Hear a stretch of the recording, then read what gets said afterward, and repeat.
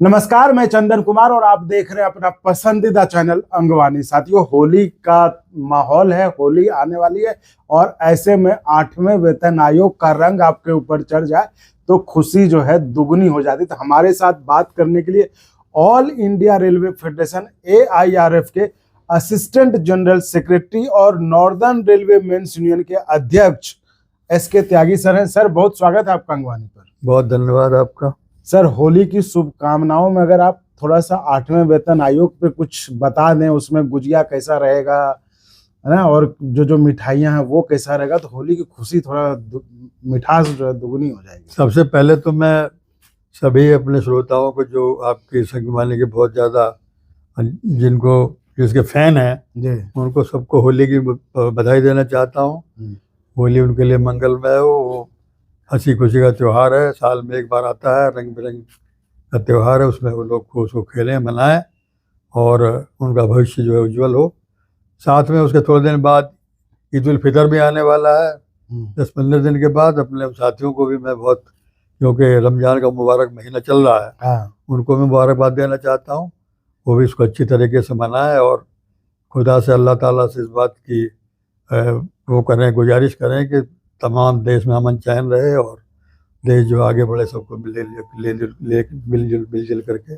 Sir, जहाँ तक लेकिन सर तो नेता बोला हो गया सर, लेकिन कर्मचारी सर आपसे तो ये जानना चाहता है कि ठीक है होली तो मना लेंगे, आप बताइए 8वां वेतन। मैं वही आपसे बताने जा रहा था कि जब ऑल इंडिया रेल फेडरेशन ने ये मान्यता के चुनाव लड़े, इससे जो संबद्ध यूनियन है उन्होंने, तो उनका जो कर्मचारियों को दिए गए वादों में सबसे एक प्रमुख मुद्दा था कि हम लोग अगर जीत गए तो 8वें वेतन आयोग का गठन जरूर कराएंगे, क्योंकि 1 जनवरी 2026 से वेतन पुनर्निर्धारण हो जाना चाहिए। ये हम लोग का पक्का मत है, क्योंकि हर 10 साल में वेतन रिवीजन और पेंशन का रिवीजन, भत्तों का रिवीजन होता रहा है पीछे भी। तो उसी के अनुसार चूँकि 1 जनवरी 2016 में 7वां वेतन आयोग लागू हुआ था, तो हम ये जरूर आशा करते हैं और हम लोग को इस बात की अपेक्षा भी थी, हमारे साथी कर्मचारियों को भी अपेक्षा थी, 1 जनवरी 2026 से पुनः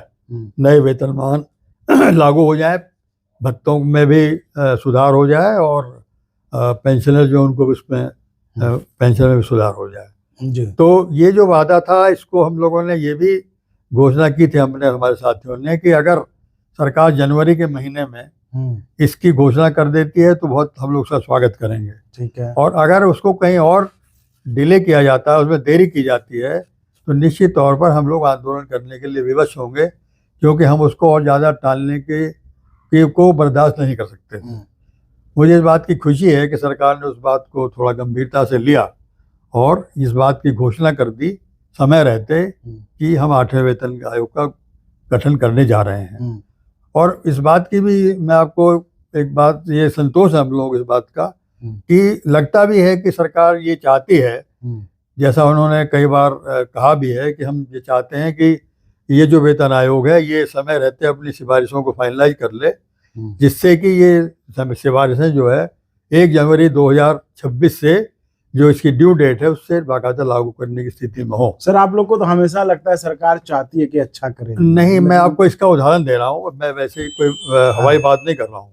उदाहरण ये दे रहा हूँ कि इसमें सबसे इम्पोर्टेंट चीज होती है टर्म्स ऑफ रेफरेंस, कि किन किन मुद्दों पर वेतन आयोग काम, किन किन चीज़ों का परीक्षण करेगा। ठीक है। तो उस पर सरकार ने तुरंत पत्र लिख दिया। हमारे महामंत्री जो कि JSM स्टाफ साइट के सेक्रेटरी हैं, उन्होंने एक प्रस्ताव दिया कि आप टर्म्स ऑफ रेफरेंस क्या होने चाहिए, इस पर अपने सुझाव जल्दी से दे दीजिए। और वो भी पिछले महीने, मतलब फरवरी 10 तारीख को उसको उन्होंने कहा कि उसको फाइनल करके जल्दी हमें दे दीजिए। और तो वो हमारे साथियों ने, सबने जो NCJSM के घटक थे, उनको फाइनलाइज किया और 10 तारीख को ही सरकार को उसको दे दिया गया। और आज जो चर्चा हुई है उससे मुझे ये भी पता लगा है कि सरकार ने उन जो हमारे अधिकारी हैं NCJSM के, जो घटक के जो अधिकारी इसको चेयर करते हैं, उन्होंने उसको सरकार को भी दे दिया है ताकि वो फाइनलाइज हो जाए और बहुत जल्दी टर्म्स ऑफ रेफरेंस फाइनलाइज हो करके और वो पब्लिश कर दिए जाएंगे, ताकि वो वेतन आयोग को दे दिए जाएँ। वेतन आयोग को वही दिए जाते हैं जो फाइनली टर्म्स ऑफ रेफरेंस सरकार बनाती है, उन्हीं पर वो नहीं, आप अपना कुछ काम बोल रहे करते थे सर कि आज जो पता चला, तो क्या मतलब जो आप लोगों ने पता किया था पता उसको ये मान- चला, महामंत्री जो हमारे जेसीएम स्टाफ साइट के सचिव, उनसे मैंने जानकारी हासिल की थी। उन्होंने ये बताया कि वो काफ़ी एक्टिव कंसिडरेशन में है और बहुत जल्दी फाइनलाइज कर दिया जाएगा, ऐसा मेरे को विश्वास है। मुझे लगता है उनको, उनका विचार है कि हफ्ता 10 दिन में 15 दिन में वो टर्म्स ऑफ रेफरेंस फाइनल हो जाएगा और वो हम लोगों को प्राप्त हो जाएगा। अच्छा। और वही जो है वेतन आयोग को दिया जाएगा कि इस पर आप विचार करेंगे। तो तो इससे ये लगता है कि उन्होंने, वो ये भी कहते हैं कि जल्दी जल्दी सब काम को करिए जिससे कि जल्दी जल्दी ये कार्रवाई आगे चल सके और समय रहते वेतन आयोग जो है अपनी सिफारिशें दे सके। उसमें दूसरा पहलू है वो ये है कि जो कर्मचारी पक्ष है वो तमाम चीज़ों को लेकर के ज्ञापन बनाता है जो उसको वेतन आयोग को सौंपा जाता है कि हम ये चाहते हैं कि इन चीज़ों में ये बातें हों, जिनमें न्यूनतम वेतन क्या हो। वो भी कोई हवाई बात नहीं होती, वो भी डॉक्टर एक्रोइड का एक फॉर्मूला है, सुप्रीम कोर्ट का एक डिसीजन भी है। उसके आधार पर, कैलोरी के आधार पर, महंगाई को ध्यान में रखते हुए फॉर्मूला बनाया जाता है कि भाई जो मिनिमम वेतन है, न्यूनतम वेतन जो है इतना होना चाहिए वर्तमान परिस्थिति में, ताकि परिवार को इतनी कैलोरी मिल सके, बच्चों की पढ़ाई का खर्च चल सके, स्वास्थ्य के ऊपर भी खर्च कर सके और कुछ आवास की व्यवस्था भी कर सके। तमाम चीज़ों को मद्देनजर रखते हुए ये वेतन आयोग की का कंसेप्ट बनाया जाता है, जिसको भी वेतन आयोग के सामने रखा जाता है। वो हुआ। उसके अलावा जो वार्षिक वृद्धि, वेतन वृद्धि होती है, उसके ऊपर भी चर्चा होती है कि अब कितनी रहनी चाहिए। जैसे अभी तक 3% थी क्यूमुलेटिव, 3% मिलेगा आपको आपके बेसिक पे का, और अगले बार वो बेसिक पे में जुड़ जाएगा, उसके ऊपर 3% मिलेगा, उस पर भी चर्चा होती है। इसके अलावा भत्ते जो मिल रहे हैं लोगों को, चाहे वो हाउस रेंट अलाउंस हो, चाहे ट्रांसपोर्ट अलाउंस हो, चाहे हिल एरिया अलाउंस हो, तो और बहुत तरह के अलाउंसेज हैं, नॉन प्रैक्टिस अलाउंस है, रिस्क अलाउंस और हार्डशिप अलाउंस है, तो ये कई स्पेशल ड्यूटी अलाउंस है। वो सारे अलाउंसेज जो है उनका भी जो है वो क्या फॉर्मूला हो, कैसे निर्धारित हो, इस पर भी चर्चा होती है, वो भी होगा। इन तमाम मुद्दों को लेकर के ज्ञापन दिया जाता है। फिर कहीं के जो हमारा एक MACP का एक कंसेप्ट रहा है, पहले ACP के नाम से था, एश्योर्ड कैरियर प्रोग्रेशन के नाम से था, बाद में वो सुधरते सुधरते MACP हो गया, मॉडिफाइड एश्योर्ड प्रोग्रेशन स्कीम हो गई। कि अगर मान लो एक आदमी को अपने पूरे जीवन काल में 3 पदोन्नति नहीं मिल पाती किसी वजह से, तो उसको उन ग्रेड का फाइनेंशियल अपग्रेडेशन दे करके तनख्वाह जरूर दे दी जाएगी, भले उस पद पर प्रमोट हुआ हो या ना हुआ हो। अच्छा, मतलब तो सैलरी उसको सैलरी मिल जाएगी, सैलरी मिलने लगेगी, भले उसको वो डेजिग्नेशन जो है हाँ भले ना हो, वही रहे जो है उसका। अच्छा, लेकिन उसको वेतन उस ग्रेड में मिल जाएगा, पैसा लेकिन उनको जो है अगले ग्रेड में मिल जाएगा, जिससे उसके दिमाग में ये संतुष्टि रहे कि हाँ मुझे भी वो वेतन मिल गया जो मुझे पदोन्नति पर मिलता। अच्छा, तो अभी तक वो 3 है, अब हम लोग प्रयास कर रहे हैं। हालांकि पिछले वेतन आयोग से भी मांग की गई थी ये 5 होने चाहिए, इस बार उनको बढ़ा करके मांग की जाएगी कि 3 तो अक्सर हो ही जाते हैं अब ज़्यादातर केसेस में। लेकिन जहाँ पर देखते हैं कुछ सर्विसेज में बहुत कई 5-5, 6-6 प्रमोशन लोग ले जाते हैं, खासतौर पर जो अगले हायर ग्रेड के लोग हैं। तो हम भी चाहते हैं कि नीचे के कर्मचारी जो, उनको उस तरह का लाभ मिलना चाहिए, और अगर उनको प्रमोशन नहीं मिल पाते हैं 4-5, तो कम से कम MACP का लाभ उनको मिलना चाहिए। इन तमाम मुद्दों पर जो है चर्चा होगी। उसके लिए हमारे महामंत्री महोदय, जो कि मैंने आपसे बताया स्टाफ साइड JCM के सचिव हैं, उन्होंने 18 तारीख को तमाम घटकों को NCJCM के लोगों को बुलाया है। JCM ऑफिस, हाँ JCM ऑफिस में बैठक की जाएगी और इन तमाम मुद्दों पर सबसे सलाह ली जाएगी कि क्या क्या बातों को किस किस तरीके से वेतन आयोग के समक्ष रखना चाहिए। इसको फॉर्मुलेट करने के लिए मीटिंग बुलाई जा रही है सर। उस दिन जो भी कुछ होगा उसका हम तमाम लोगों को बताएंगे। हम ये निर्णय लिया गया है, अकॉर्डिंगली वेतन आयोग के समक्ष उन चीज़ों को रखने का काम होगा सर। इसमें 2 बातें हैं। अच्छा, एक तो जनरल इश्यूज है जो सबको अफेक्ट करते हैं, और कुछ ऐसे इशूज हैं जो अलग अलग कैटेगरी की समस्याएं होती हैं।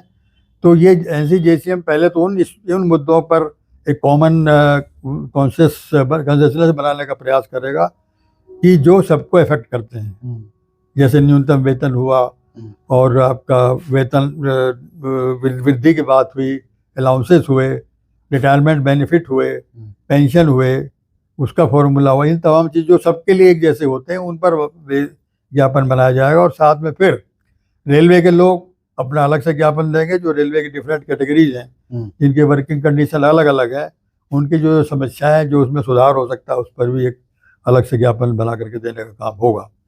तो ये काम जो है बहुत जल्दी हम लोग भी करने वाले हैं। हम लोग भी चाहते हैं कि हम लोग की वजह से ये जो कार्यवाही है लेट नहीं होनी चाहिए। हम अपने टाइम से हर चीज़ जो है सरकार के समक्ष या वेतन आयोग जो जिसकी घोषणा हो गई है, जिसका भी चेयरमैन वगैरह की घोषणा भी हो जाएगी, उनके समक्ष हम लोग टाइम से रखें। तो सर अगर आप इतना कह रहे हैं कि सरकार इतना बहुत एक्टिव है, प्रोएक्टिव ये ले रही है, अभी तक कमेटी तो बनी नहीं, कमेटी का तो ऐलान नहीं हुआ। नहीं, कमेटी अब बनने में मार्च खत्म हो गया, कमेटी बनने में देर नहीं लगेगी, क्योंकि जो कमेटी को क्या दिया जाए इसका निर्णय किया जाना पहले जरूरी होता है कि कमेटी जो बने उसको क्या कार्य सौंपा जाएगा। टर्म्स ऑफ रेफरेंस उसी को कहते हैं। तो टर्म्स ऑफ रेफरेंस फाइनलाइज होने वाला है। अच्छा, तो हमें अपेक्षा है कि जैसे फाइनलाइज होगा वैसे उसका घोषणा कर दी जाएगी, कौन उसका चेयरमैन होगा, कौन उसके मेंबर होंगे, उनको दे दिया जाएगा वो। उसके बाद तो जैसे जैसे जो प्रगति होगी तो यही लोग अवगत कराएंगे। लेकिन मैं इस बात की हम लोग जरूर अपने साथियों को बताना चाहते हैं कि जो हम लोगों ने पहला वादा किया था हमारे साथियों ने कि चुनाव जीतने के बाद में 8वें वेतन आयोग का गठन कराने पर पुरजोर जोर लगाया जाएगा, संघर्ष करके चाहे उसको लेना पड़े, वो उसमें हम लोग कामयाब रहे हैं। और आशा की जाती है कि हम लोग भी पूरी तरीके से सरकार पर दबाव बना के रखेंगे कि समय से वेतन आयोग अपना कार्य पूरा कर ले, सिफारिशें फाइनलाइज कर ले और जैसा सरकार ने आश्वासन दिया है वो 1 जनवरी 2026 से लागू हो जाए ताकि हमारे कर्मचारी उसका लाभ ले सकें।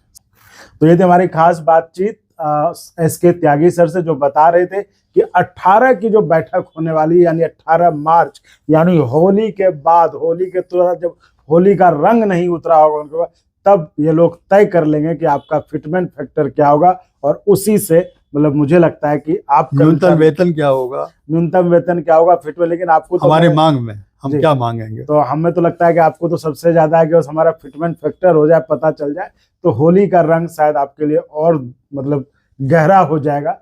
तो चलिए 18 का वेट करते हैं। तो फिलहाल इस वीडियो में इतना ही। आप ऐसे ही चैनल को लाइक शेयर सब्सक्राइब करते रहें और संभव हो तो ज्वाइन भी करिएगा, जिससे हमें आपके लिए और गुणवत्तापूर्ण कंटेंट के निर्माण में मदद मिले। बहुत बहुत धन्यवाद सर। शुक्रिया, बहुत शुक्रिया, धन्यवाद। और अगर आपको अच्छा लगा तो एक बार और आपको मैं कहना चाहूँगा कि आप इसको प्लीज सब्सक्राइब और शेयर करते रहें ताकि हमारा भी मनोबल और सपोर्ट बना रहे।